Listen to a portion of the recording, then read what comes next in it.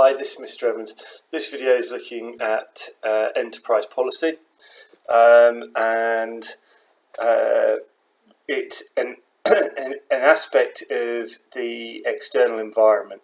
So when we're conducting our PESTLE analysis, part of our strategic analysis of a business's position within its market, looking at the external environment, as part of the political environment, there are several things that AQA want us to know about and the effect that they might have on business, and one of those aspects is enterprise.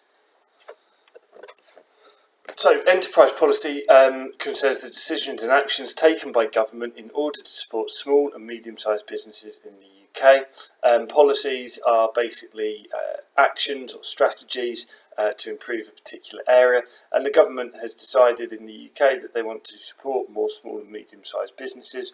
Well, why do they want to do that? There's several reasons. It's 60% of private sector employment is in small businesses. 50% of all turnover in the private sector is accounted for by small businesses. So these small businesses and medium-sized businesses, usually categorised as less than 250 people employed within them, have a big impact on the economy as a whole. But also new businesses increase competition, which drives increases in innovation, quality and efficiency. In fact, some industries have got businesses that are so successful, small businesses that are so successful that you know, I'm particularly thinking of the pharmaceuticals industry at the moment. It costs billions of pounds to develop a new drug. What lots of pharmaceutical companies at the moment are doing, or some of the bigger pharmaceutical companies, is that they're buying small start-up businesses who have already got invested in designing a new drug or started developing a new drug, and this saves them some money. So the small and medium business sector is a very important one in the UK. So what does enterprise policy aim to do? It aims to encourage entrepreneurs to start up their own businesses, support them with advice and guidance, and increase their access to finance. So that's the kind of three pillars, three types of support that government is trying to provide. So how are they going about this? I mean, this is not an exhaustive list, but you probably won't be expected to know all of these, but it's useful to have some examples to speak about. So in terms of the financial support that governments provide, well, they've created a business finance partnership. It's not actually the government providing the money here, it's the government setting up forums where people with money to lend can meet people who want to borrow money. It's kind of, you know, crowdfunding in a way. So there's this business finance partnership that the government has set up. The Business Angel Co-Investment Fund, again, it's about, you know, business angels, people who have experience of setting up their business with money to invest in new entrepreneurs, and the government's created a forum where they can come together.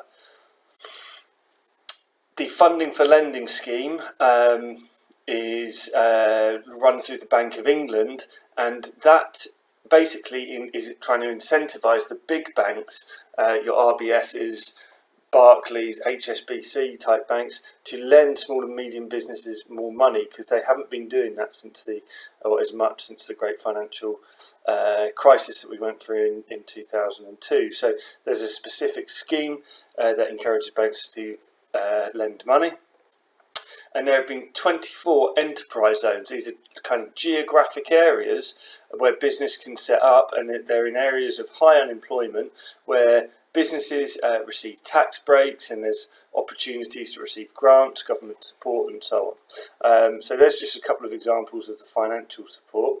In terms of advisory support, well, there's a business support helpline that entrepreneurs can call if they need some advice or guidance. There's an organisation called the Business Growth Service, which provides guidance to entrepreneurs who have a relatively successful business that they're looking to grow, and they need some support on that.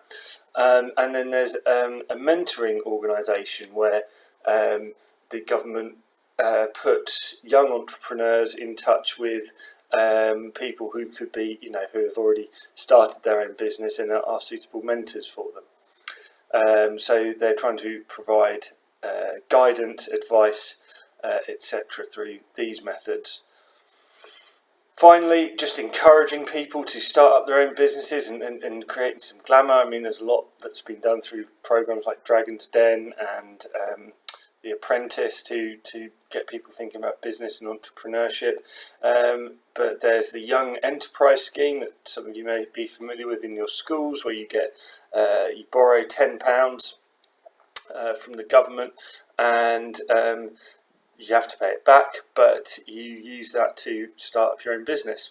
And there are various award ceremonies that take place as well to kind of publicise and glamorise the setting up of your own business. So main thing to remember, the 3 types of government support for business: financial, advisory and encouragement, and you've got some examples there as well.